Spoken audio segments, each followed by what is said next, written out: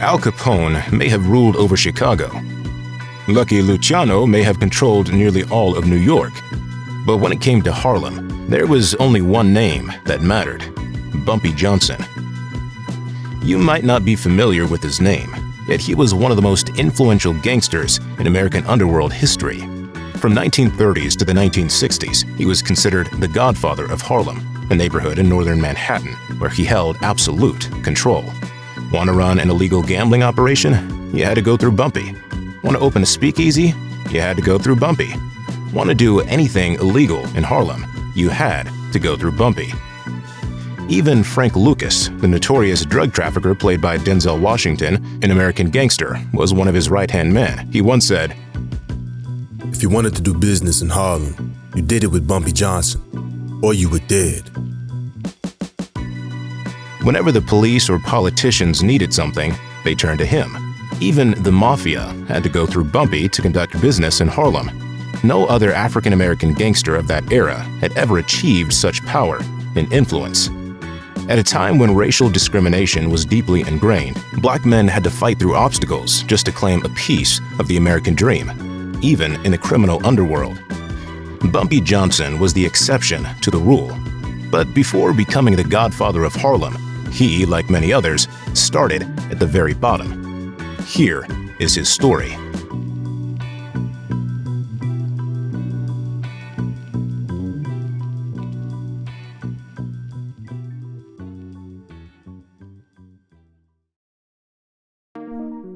You know, back in the day, if you wanted to stay safe, you had to watch your back. Make sure no one was following you. Keep your business quiet. Today, the real threats aren't in the streets. They're online. Hackers, data brokers, people looking to snatch your personal info without you realizing it. That's why I've been using CyberGhost VPN, who also happens to be the sponsor of today's video. It's honestly one of the easiest ways to stay protected. It encrypts your internet traffic, hides your IP, and makes sure no one can track what you're doing. No sketchy websites, no data leaks, just peace of mind. And on top of that, you can access content from anywhere in the world. There's nothing more annoying than trying to watch something and seeing that stupid "this content is not available in your country" message. With CyberGhost, you just switch your location, and it's like you're there. And it works on 40 streaming platforms like Netflix, Amazon Prime, and more. So you can get 40% more content in your streaming library. And that's simple. I wouldn't recommend it if I didn't actually use it myself. Over 38 million people trust CyberGhost, and it's one of the highest rated VPNs out there. You can use it on 7 devices, so I've got it on my phone, laptop, even my TV, and you can even share with family and friends. Right now, they've got a crazy deal, $2.03 a month, plus 4 extra months free. And if you don't like it, there's a 45-day money-back guarantee, no questions asked. So yeah, if you're online, you need a VPN. Hit the link in the description and stay protected.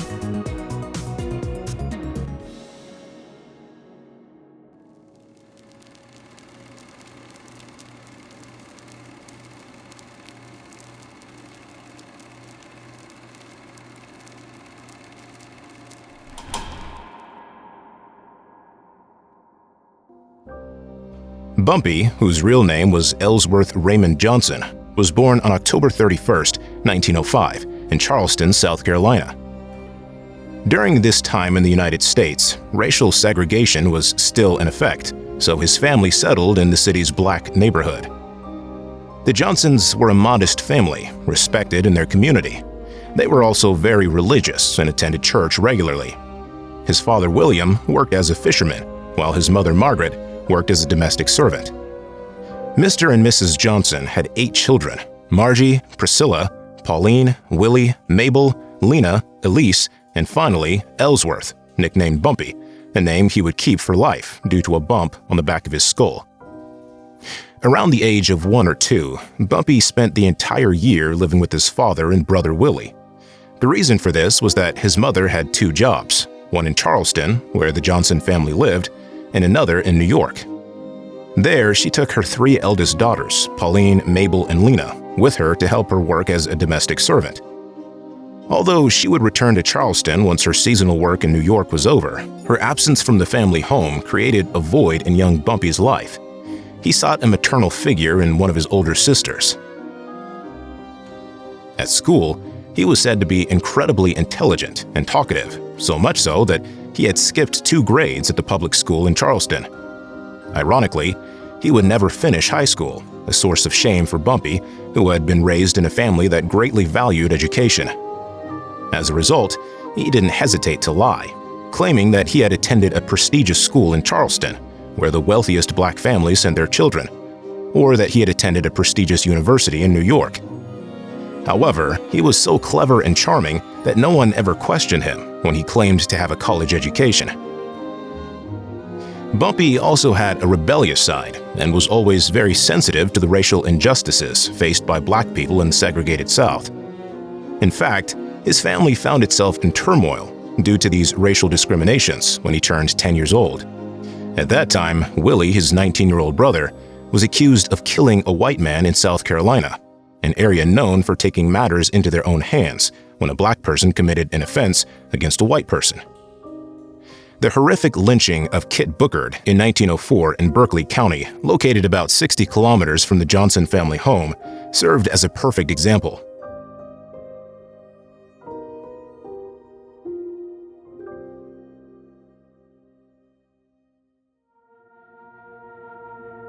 Kit Booker, a 21-year-old black man, went fishing one day with 6 white men.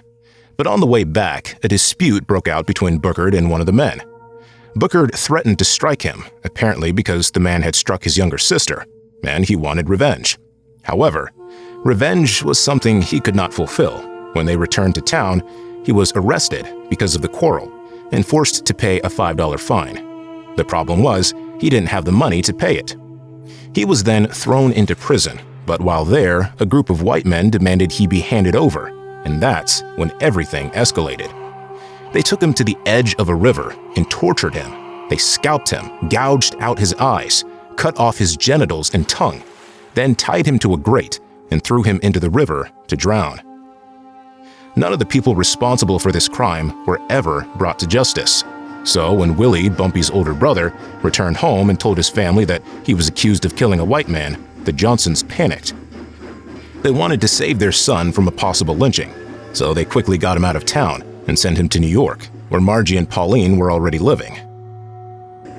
Bumpy joined them later in 1919. His father had arranged for him to be sent to his older sister Mabel, who lived in Harlem, hoping to give him the opportunity for a better life. At that time, Bumpy was 14 years old and was rather small for his age. A small size he made up for with his tough guy attitude. But sometimes that wasn't enough, and Bumpy became the target of the bullies in his neighborhood.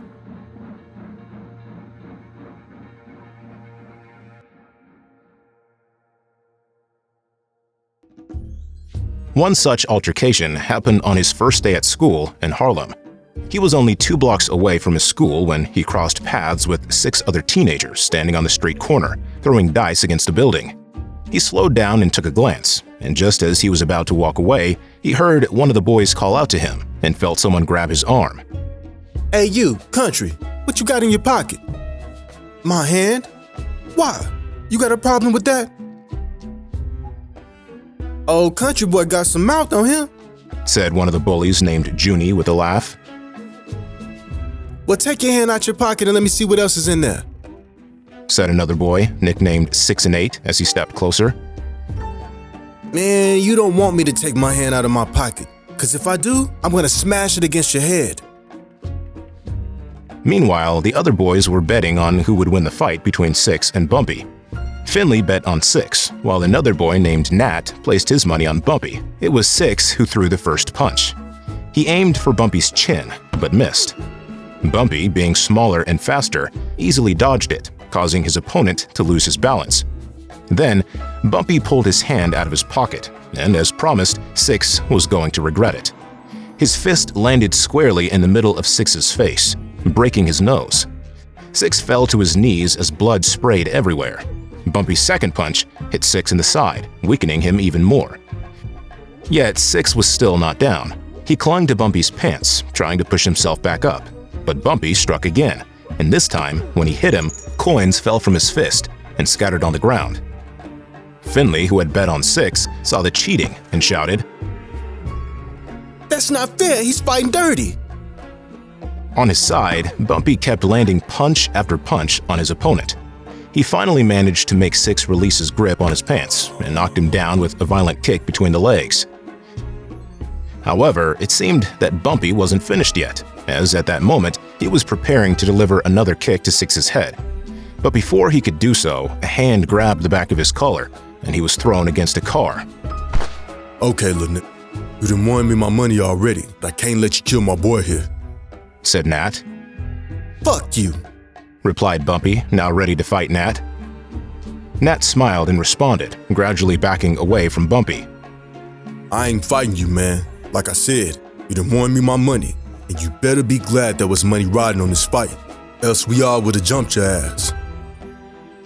This time, it was Bumpy's turn to smile. And I would've kicked all your asses, and I still will. After that, Bumpy, Nat, Finley, and Junie became close friends, an enduring friendship that would last until the end of their lives.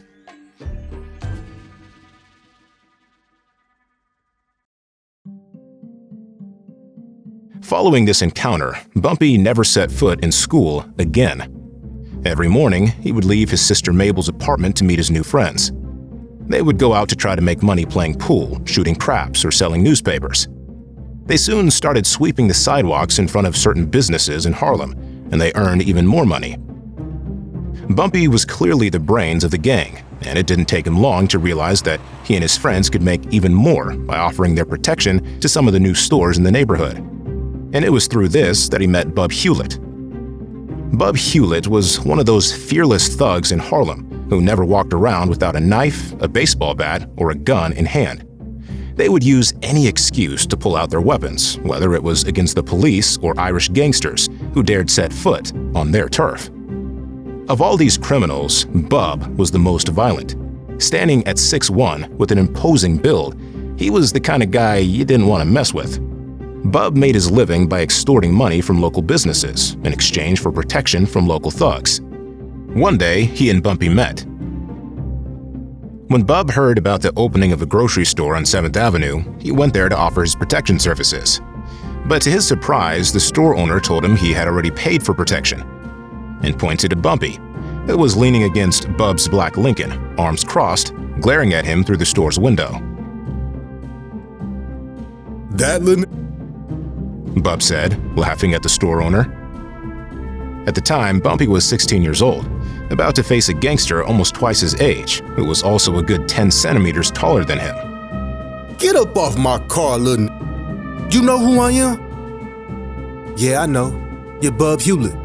Now I'm off your car, so get off my block. Your block? How the hell is this your block? 'Cause me and my boys claimed it. At least we claiming this store. At that moment, Bub could have easily knocked young Bumpy out with a single punch, but he admired the kid's guts, so he offered to partner up. And that's how Bumpy began his rise in the Harlem underworld.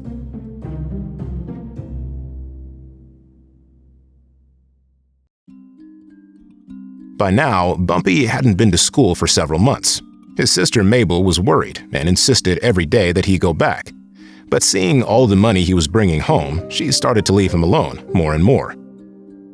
In the 1920s, Bumpy and his crew made their living through all sorts of rackets, as well as burglaries.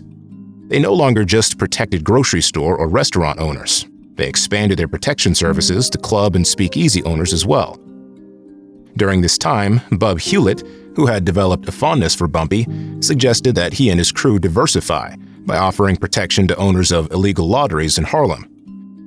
Some of these owners were among the richest in the neighborhood, earning several $1,000s a week, all tax-free. These people didn't hesitate when it came to protecting their money. They were willing to pay for the toughest bodyguards in town.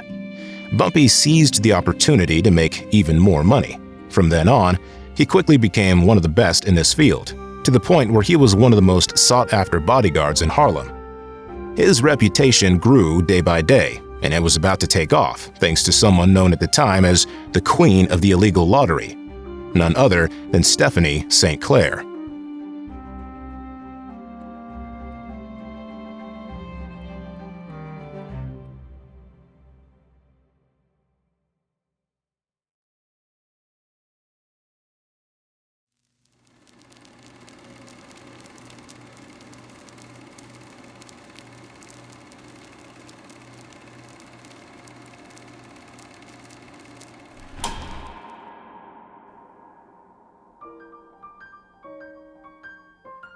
Stephanie St. Clair was a French-born gang leader in Harlem.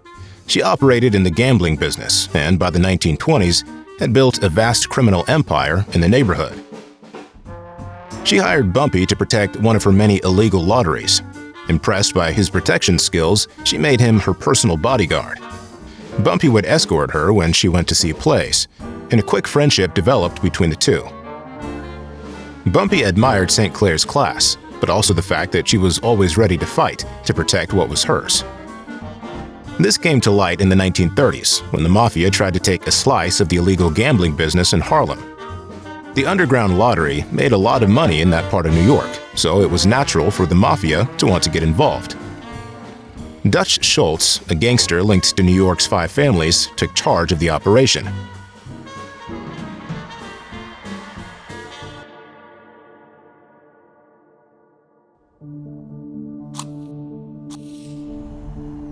Schultz operated in the Bronx and had made a fortune through alcohol smuggling during Prohibition.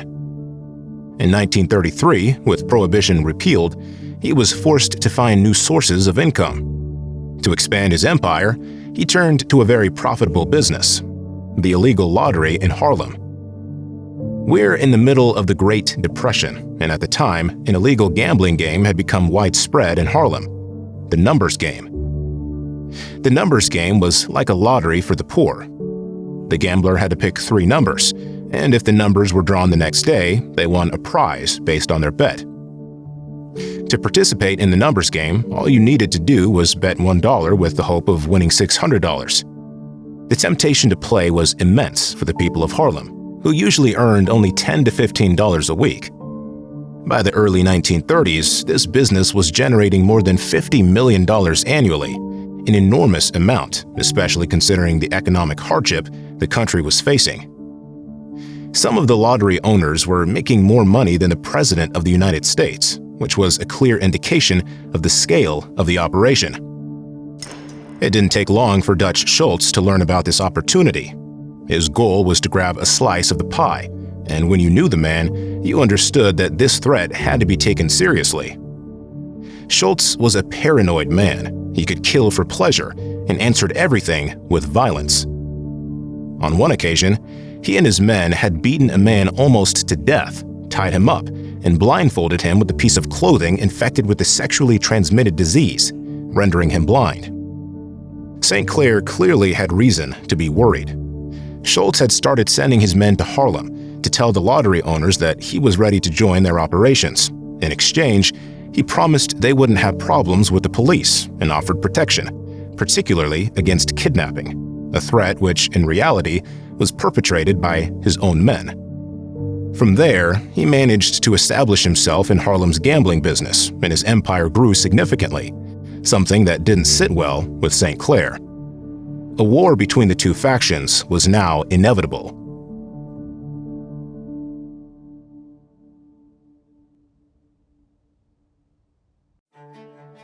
Bumpy, on the other hand, was still under St. Clair's command. In the 1920s, he had been arrested several times. He was sent to prison for burglary, serving 2 years out of a 10-year sentence. Then, in 1927, he was sentenced to another 2 years for assault. Not long after his release, he was sent back again for theft. But it was after serving this last sentence that things really started to get serious for him. By the end of 1931, Bumpy was released from prison after serving 2.5 years. During his absence, Stephanie St. Clair had received a visit from Bub Hewlett, who now worked for Schultz. Bub tried to convince St. Clair to join their organization, which by then had taken control of most of Harlem's lottery operations. This proposition infuriated her. The pressure on her crew was only growing stronger. Ever since her conflict with Schultz, she and her men had been the target of drive-by shootings. Her employees were being brutally beaten, and some were even threatened with the worst if they dared to keep working for her. Despite all these troubles, St. Clair had managed to keep her gambling empire alive, though on a smaller scale. Many of her men remained fiercely loyal to the Queen of Harlem. She knew how to inspire them and would say things like, "What kind of men would desert a lady in a fight?" However, Many couldn't withstand the immense pressure from Schultz and his men. They had tried to hold out for as long as possible, but the relentless threats eventually broke their will to keep working for St. Clair. She was cornered, but she still had one last hope. She knew that someone she trusted would soon return to Harlem. Someone who was always ready to fight, especially when a white man tried to take something from black people. Bumpy was about to make his comeback.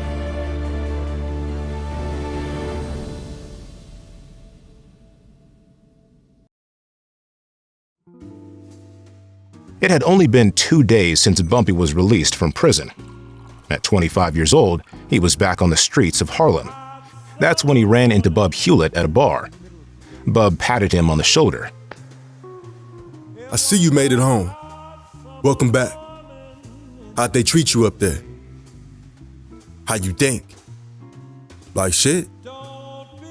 Well, you got it right. Both of them laughed, but what was at stake was anything but funny. Everyone in Harlem knew that Bub worked for Schultz and that he would try to convince Bumpy to join them. At the same time, everyone also knew that St. Clair wanted Bumpy as her ally in this war. People were left wondering which side Bumpy would choose. Bub went on, telling Bumpy that he had a job for him. Yeah? What? Same thing you was doing before you left the streets. Just keeping folks in line, making sure they do what they're supposed to do.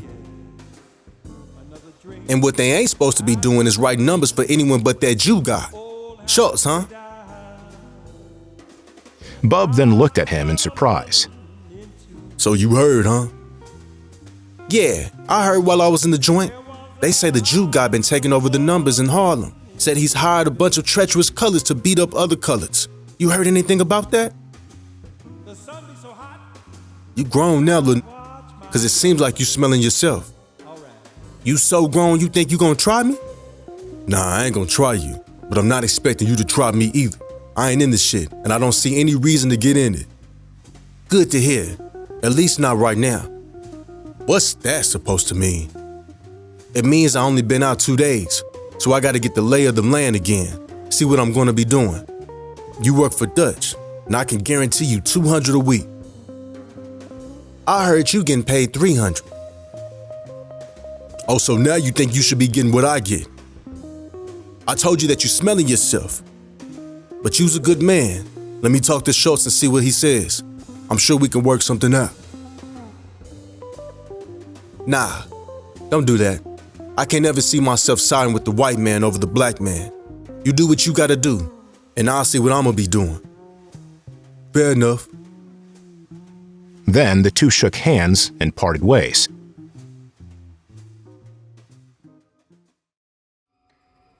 Later that night, Bumpy went to see Stephanie St. Clair. I want to take care of the damn Dutchman. Run him out of Harlem and back to the damn Bronx, where he belongs. Or better yet, kill him and put him out of his misery. But Queenie. No, but Queenie. I want you to kill him or I kill him myself. Queenie, you know I'm not scared. But what you talking about is all-out war. Who's gonna finance your war? You think me got no money? I got plenty of money. Well, it's gonna take a lot more than just plenty of money. Figure you're gonna have to pay at least $200 a week for each good man. And even if you only have 10, which really ain't near enough, that's $2,000 a week. In addition to the men you gotta buy, guns, and pay off the cops, put up bails. And this is not gonna be a matter of days or weeks. This is gonna take months, maybe years. Hell, you think you've got enough money to last that long? Especially with your spots being hit every other day?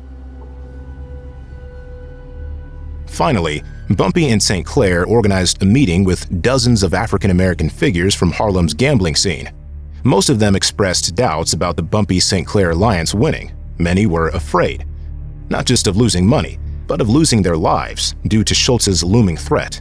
However, some chose to stand by their side, and that marked the true beginning of the war between Schultz and St. Clair. In this war, Bumpy had the unwavering support of his old friends, Nat, Finley, and Junie. One day, while out with them, he spotted Bub Hewlett on the other side of the street. Y'all stay here, but in plain sight. Hey, Bub. Hey, I've been looking for you. Bub responded suspiciously, one hand tucked into his pocket. That's when Nat noticed Bub's hidden hand. Bumpy, you alright, man? Bumpy signaled to him that everything was fine, all while keeping an eye on Bub, whose hand remained inside his pocket. I told you I'd let you know what I was gonna be doing, remember? And I'm working for Queenie. Man, you're making the wrong move. The Queen's going down. The writing is on the wall. Yeah? You know that means you're going up against me and my men. I know. The shit's gonna get interesting. Guess I'll be seeing you around, Bumpy. Yeah, man, but I'm banking on seeing you first. Bub and Bumpy burst into laughter once again before parting ways. Once back in the car, Bumpy turned to his friends and said, I feel like the President of the United States. I just declared war, and you guys are my army. Now we gotta come up with a battle plan.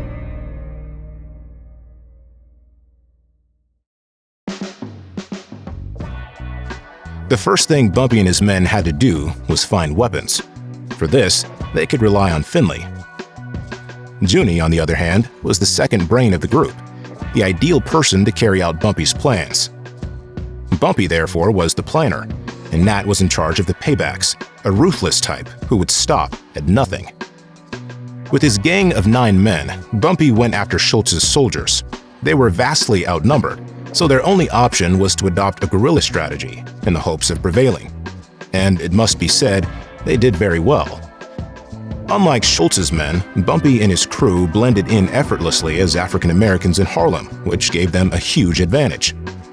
However, facing Bub Hewlett's crew was a different story. Bub had a deep grudge against Bumpy, and the feeling was mutual. The two factions clashed repeatedly, but neither managed to gain the upper hand. The Bumpy vs. Bub duel finally ended in April 1933, 6 months after the war started, when Bub, in a matter unrelated to the conflict between Schultz and St. Clair, was sentenced to serve a prison term of 2 to 5 years. After his incarceration, most of Bub's men abandoned the battle against Bumpy, except for a few diehards, like Ulysses Rawlins. Ulysses Rawlins had replaced Bub as Schultz's main enforcer in Harlem. In 1934, his intentions were clear. He wanted to take down Bumpy. Upon hearing this news, Bumpy laughed, though he didn't underestimate his new adversary, who had a reputation for being a dangerous man. Moreover, Schultz rarely set foot in Harlem, which frustrated Bumpy, because he had never had the chance to reach him. Schultz always traveled with multiple bodyguards, which made the task even more difficult. But Bumpy still had one card to play. This card involved contacting someone who personally knew Schultz, the boss of the New York Mafia, Lucky Luciano.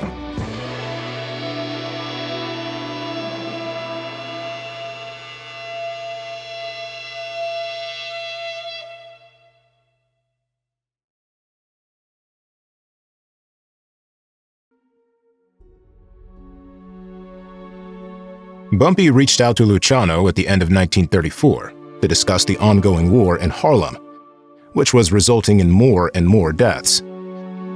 Luciano, of course, was aware of what was happening in that part of New York. He listened carefully to Bumpy, but then told him that he couldn't get involved. He added that if he ever decided to stick his nose in, he would lay down his terms, namely to take over the gambling business in Harlem and add Bumpy to his list of employees for about $1,000 per week. Bumpy was clearly disappointed by his response. He then warned Luciano that if he tried to target the illegal lottery operators in Harlem, he would have no choice but to go after him personally. This made Luciano laugh, and he told Bumpy that he had no chance of winning a war against him, to which Bumpy smiled and responded, That's the same thing Schultz said, and here I am, 3 years later, speaking with you.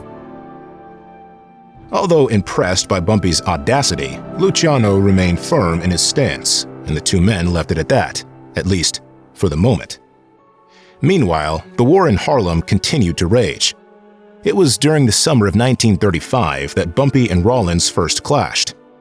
It happened when Bumpy was taking a girl out to dinner. The two were walking calmly when Bumpy saw Rawlins pull out a knife and charge at him. The two men rolled on the ground, fought for a while, and then Bumpy got up and adjusted his tie. He had severely slashed Rollins' face and body, who was left lying on the ground. One of his eyeballs was hanging by the ligaments, practically out of its socket. After the altercation, Bumpy calmly stepped over him and then announced that he suddenly had a craving for spaghetti and meatballs.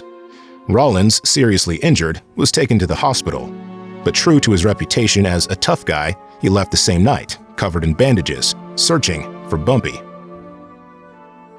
He found him at a restaurant on 125th Street, and when he spotted him, he didn't hesitate for a second. He drew his weapon and aimed for his head.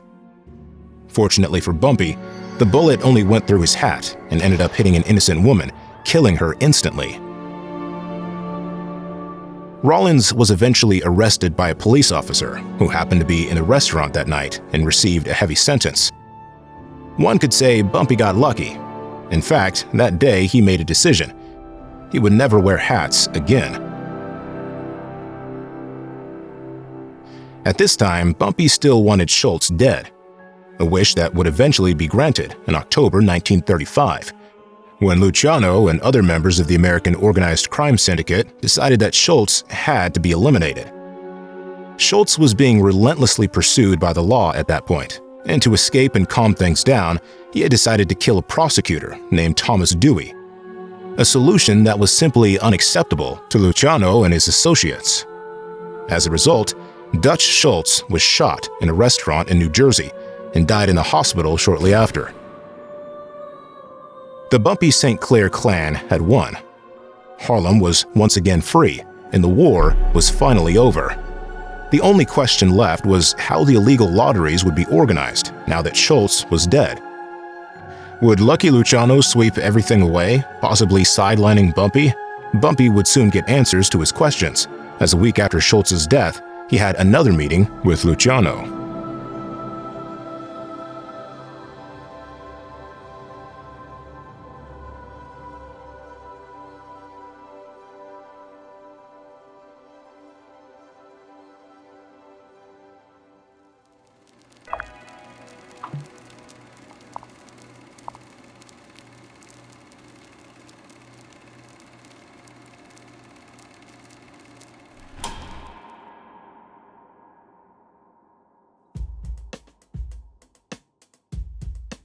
With Schultz out of the picture, Bumpy and Luciano met again, this time at the request of the Italian Mafia boss. Luciano let Bumpy speak first, then the two men discussed several points. Bumpy first stated that he was aware that he couldn't win a war against Luciano, but he certainly couldn't just sit idly by and let the Harlem gambling business slip away from African Americans. After listening to Bumpy, Luciano declared that he was willing to leave all the Harlem gambling operators alone, at least those who had supported him during the war. He then added that any new lottery opening in the neighborhood would now fall under the control of the Mafia.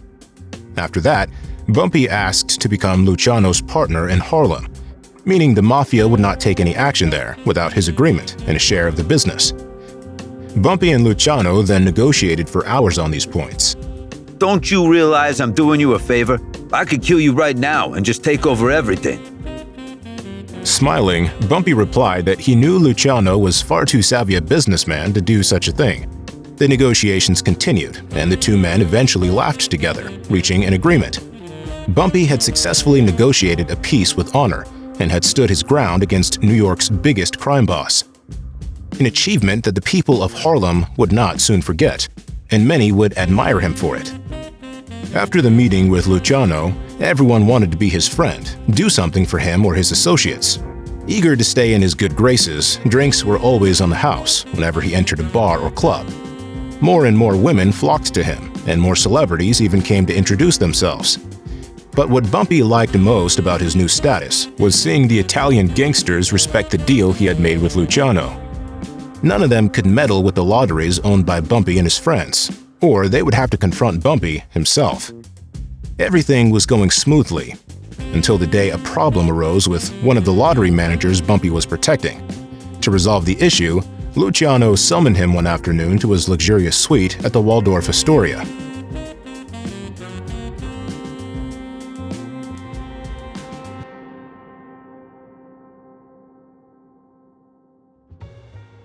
So, what's been going on uptown?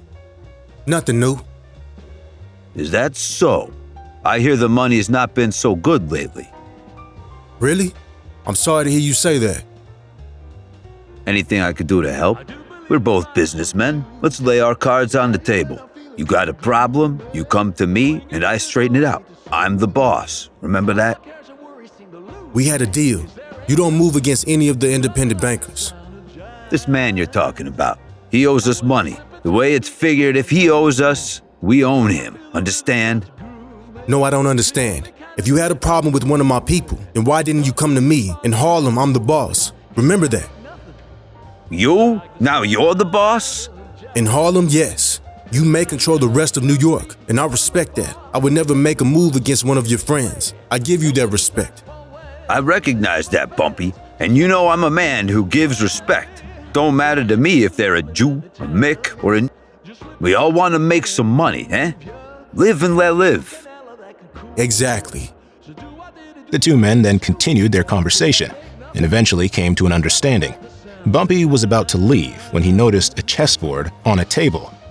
You play, huh? Yeah, you? Never mind. I should have figured that. What do you mean? You're a man who always seems to have his moves planned 2 steps ahead. So do you. Me? Nah, I plan 4 or 5 moves ahead. Bumpy and Luciano sat down at the chessboard and played a few games. Bumpy won the first one, Luciano took the next, and the remaining 2 ended in a draw, which became a tradition every time they played chess together. Thus, a friendly relationship developed between the two men. Their chess games would continue until 1936, when Luciano was sent to prison for forced prostitution. In fact, Bumpy joined him a year later after being arrested for criminal assault. He had attacked a pimp who had beaten one of the girls he was protecting and received a 10-year sentence for it. He was then sent to Dannemora prison, where Luciano was incarcerated. It's even said that Bumpy once saved Lucky in the prison yard by shoving and hitting a man who had tried to stab him. This favor reportedly earned him some good Italian food during his stay.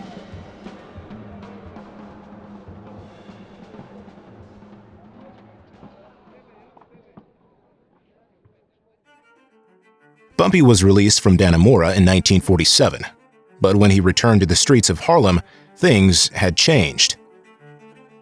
Things ain't like they supposed to be, Bumpy. The Italians got things all tied up now. They might not even let you open a spot. Let me open a spot? Since when I need permission from a grease bar to open a spot? Like I said, things got different. Nowadays, no one opens a spot unless it's sanctioned by the Italians up on the east side. A few days later, Bumpy went to the east side to meet Joe Adonis, the acting head of Luciano's operations since he had been deported to Italy. Bumpy didn't like Adonis much. He found him vain and pretentious, the type of guy who wouldn't pass a mirror without stopping to fix his hair and admire himself. However, he did recognize some qualities in him. Adonis knew how to handle business, and he was fairly loyal. When they met, he was with Frank Costello, Meyer Lansky, Tommy Lucchese, and Albert Anastasia, the kind of people Luciano trusted to carry out his orders from prison, and later from Italy during his exile. During their meeting, the Italian mobster gave him a welcome gift, a thick envelope with $6,000 and a brand new 1947 black Lincoln Continental. Nice, but I prefer Cadillacs.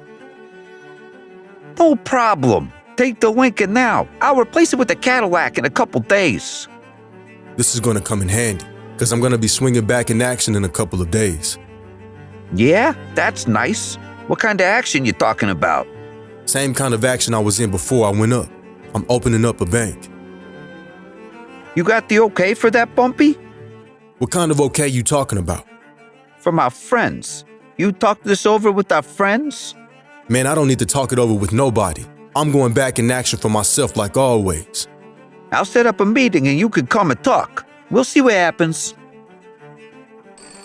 July that evening, Bumpy received a call, and the next day, he went to meet with the Italians in Eastside Harlem.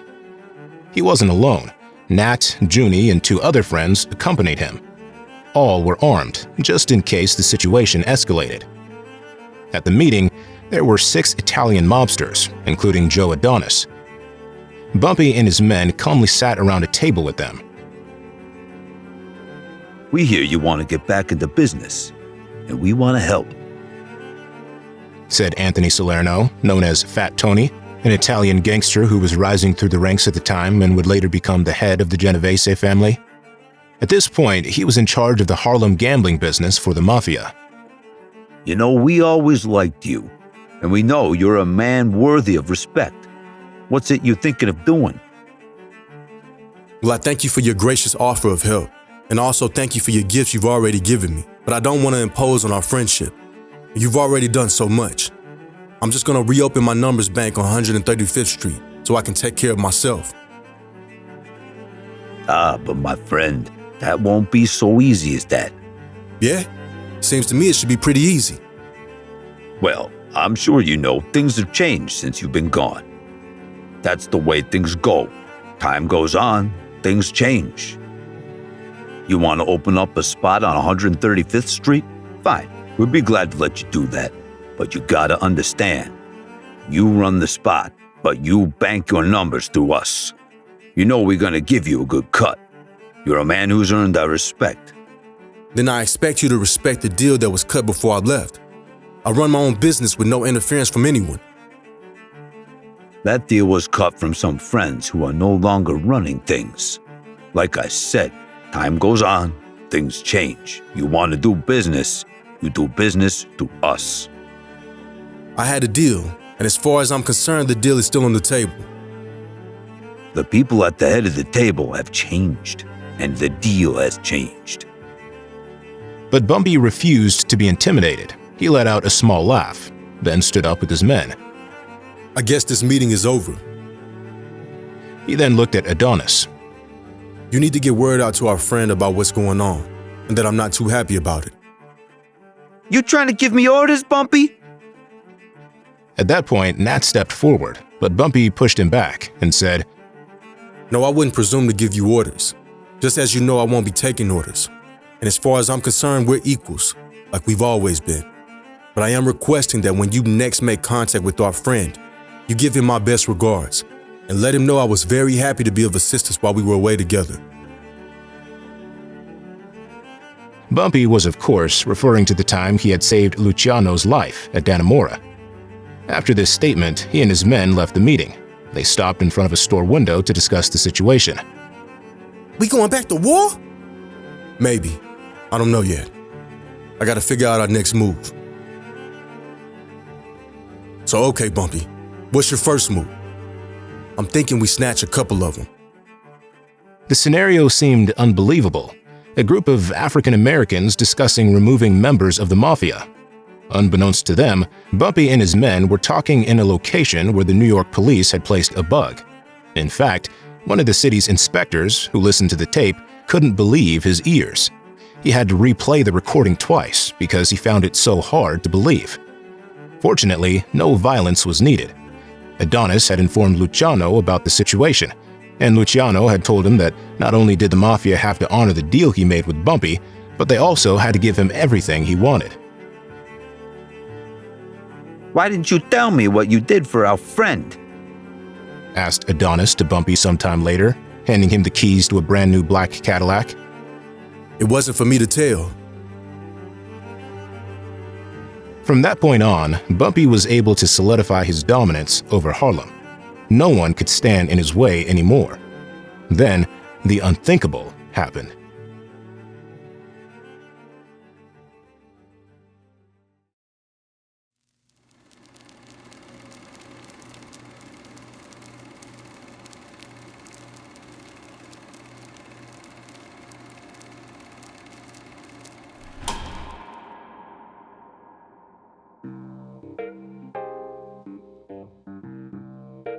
Following his agreement with the Italians, Bumpy was able to open his lottery on 135th Street.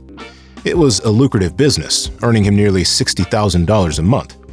His reputation continued to grow on the streets of Harlem. Everything was going well until the day he met a man named Flash Walker. Flash Walker was a young orphan, penniless and looking for work with Bumpy. A friend of his who knew Bumpy introduced him to the Godfather of Harlem one evening in December 1948.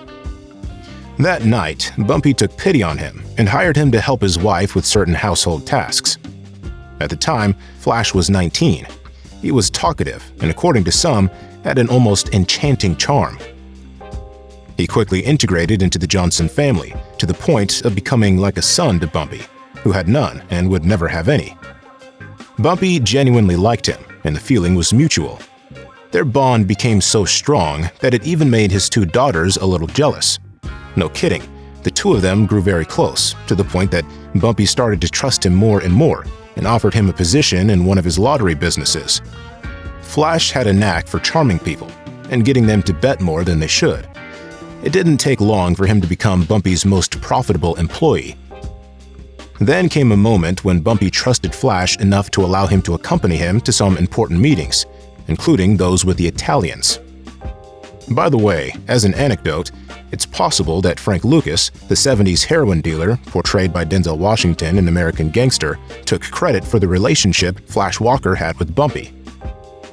So, Lucas may never have been as close to Bumpy as he claimed to be. But anyway, that's another story. The relationship between Flash and Bumpy lasted nearly 2 years before an event came along that changed everything. It all began in 1949, when Flash Walker met a pimp who proposed a lucrative deal to him. This man asked Flash to cash suspicious checks, apparently stolen, without raising any suspicion and without having to go through the bank. For Flash, it was a way to make some extra money, aside from what he was already earning with Bumpy. So he accepted the deal and cashed the checks into the account of the man who considered him like a son. 4 months later, Bumpy received a call from his bank, asking him to come in to discuss his account. It was there that he learned of the scam. Fortunately for him, he managed to sort things out and resolve the issue. However, he returned home furious. He paced back and forth in a room, thinking to himself that Flash could have caused him serious trouble. But suddenly, one of his 16-year-old daughters came to see him. Bumpy, I'm glad you're here. I wanted to tell you that when Flash was here earlier today, he patted me on the butt. At that moment, Bumpy stopped, his mouth agape. He did what? Ruthie, I've been home all day. How come you didn't say anything to me? Because I wanted to tell Bumpy myself. Bumpy's face turned purple, but it wasn't over yet, as his other daughter also testified. He did the same thing to me too, Daddy. Patted me right on the butt and said he couldn't wait to get me alone. And it's not the first time he did it. Bumpy had already headed toward the door. He got into his Cadillac and drove off to find Flash. Flash was just leaving his house when Bumpy spotted him. What happened, boss man? Some shit went down we gotta take care of. Bumpy didn't say a word. He got out of the car and landed a right hook to Flash's face. Flash didn't even have time to understand what was happening before Bumpy was already on top of him, punching him and calling him every name in the book. You lousy motherfucking no good. I trust you in my house and you turn around and fucking shit on me? I'm gonna kill you. Bumpy continued to hit him, and it was a brutal sight. Flash's face was becoming unrecognizable.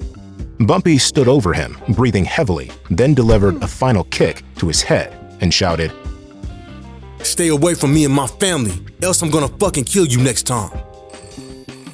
After that, Flash called Bumpy every hour trying to speak to him, but Bumpy would hang up on him each time. Bumpy discussed the situation with his old friends during a card game.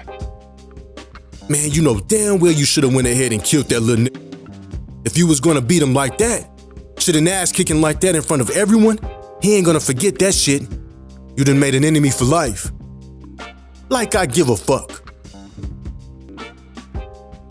I'm with Junie on this one. I'd lay odds that he's gonna come back at you. Why don't you go ahead and take care of him? Mind your business, man. I did what I had to do, and it's over. Then Nat grunted.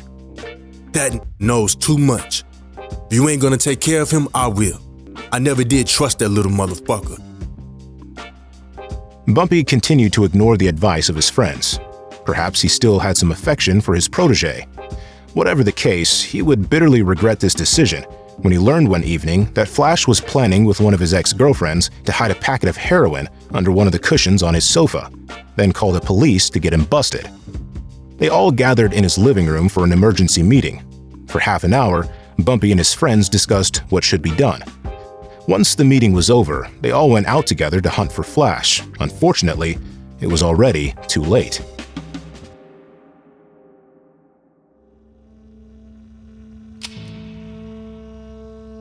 Bumpy was later arrested at his home by 2 narcotics agents.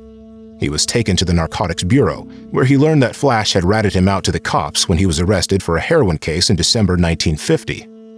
At the time, Flash had told the police he was selling drugs for Bumpy, which apparently wasn't true, as even the narcotics officers didn't believe him. None of them had ever heard that Bumpy was involved in the drug trade. That's when the feds got involved, and for them, even if Bumpy was telling the truth, that he wasn't involved in drugs, they knew that by arresting him, they could clean up Harlem by forcing him to name the drug dealers operating there. As a result, Bumpy spent a fortune trying to prove his innocence. Unfortunately for him, it wasn't enough. The feds wouldn't let up. They harassed him, asking him to give names in exchange for dropping the case, but Bumpy told them to go to hell every time. It wasn't until June 1953 that the trial took place. During all this time, Bumpy had remained free on bail. He was relatively confident when it came time for his judgment. The jury deliberated for only 3 hours before announcing their verdict. A good sign, according to his lawyer, since juries typically took longer when they were declaring the guilt of a defendant. Yet, against all expectations, Bumpy was found guilty on 2 counts of drug trafficking. His loved ones were shocked. He was going to be sentenced to 15 years in prison. He would spend most of his time in detention at Alcatraz, a prison that housed the most dangerous criminals in the country at the time. At this penitentiary, guards referred to prisoners by their identification numbers rather than their names, which was a way of breaking them morally. The federal government even ensured that the prison was designed in such a way that escape would be impossible. Still, that didn't stop Frank Morris and the England brothers from escaping in 1962. It was the only escape in the history of this high-security prison, and it is said that to carry out this incredible escape, they received help from a person with solid contacts outside, a person who helped them obtain a boat to cross San Francisco Bay, someone who was none other than Bumpy Johnson himself.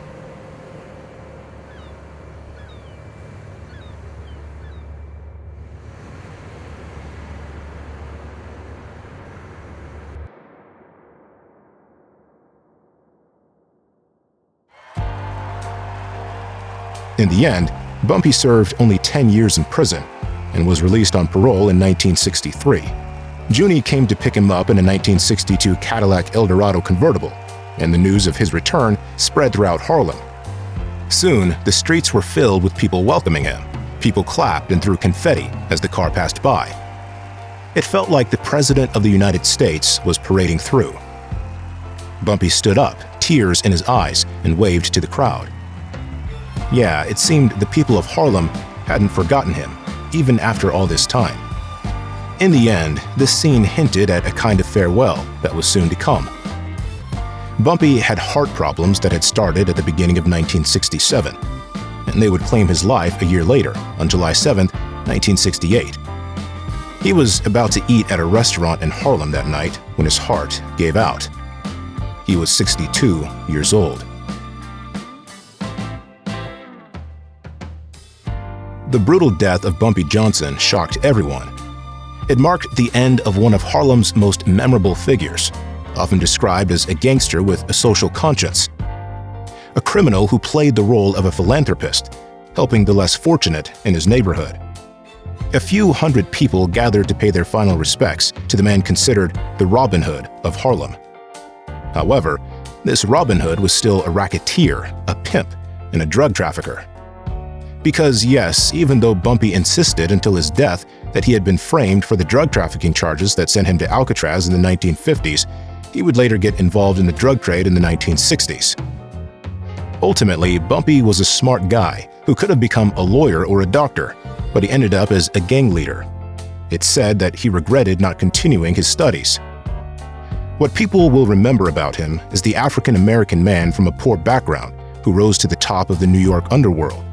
With just a handful of loyal men, he managed to stand up to the powerful Italian Mafia, becoming its sole ambassador in Harlem. A gangster who spent 26 years of his life in prison, was shot at 15 times, and was described by the prosecutor in his 1953 trial as one of the most dangerous criminals in the history of Harlem.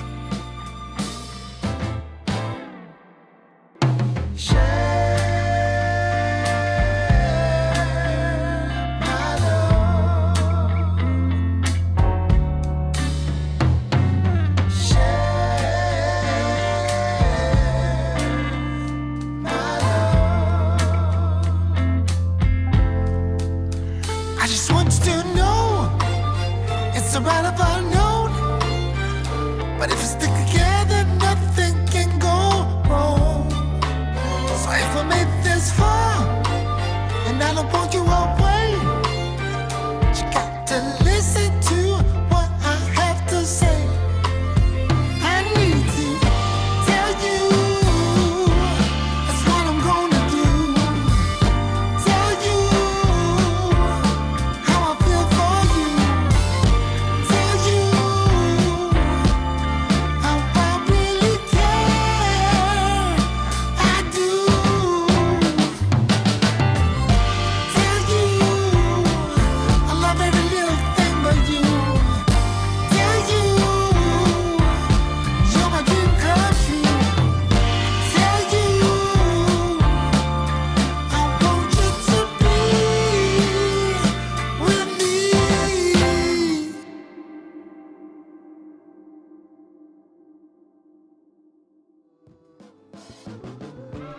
Thank you all for watching my video all the way through. As always, if you enjoyed it, feel free to reward my work by liking the video and sharing it. Otherwise, I hope you enjoyed the story of Bumpy Johnson. I personally had a great time creating it. Thanks again to CyberGhost VPN for sponsoring today's video. If you're serious about protecting your personal info and accessing content from around the world, don't wait. Click the link in the description to get started. With CyberGhost, you can enjoy complete online privacy, unblock streaming libraries, and protect up to 7 devices, all for just $2.03 a month, with 4 months free. Plus, there's a 45-day money-back guarantee, so it's risk-free. Don't miss out. Protect your digital life now. That's all for now. I'll see you again soon. Take care, and see you next time.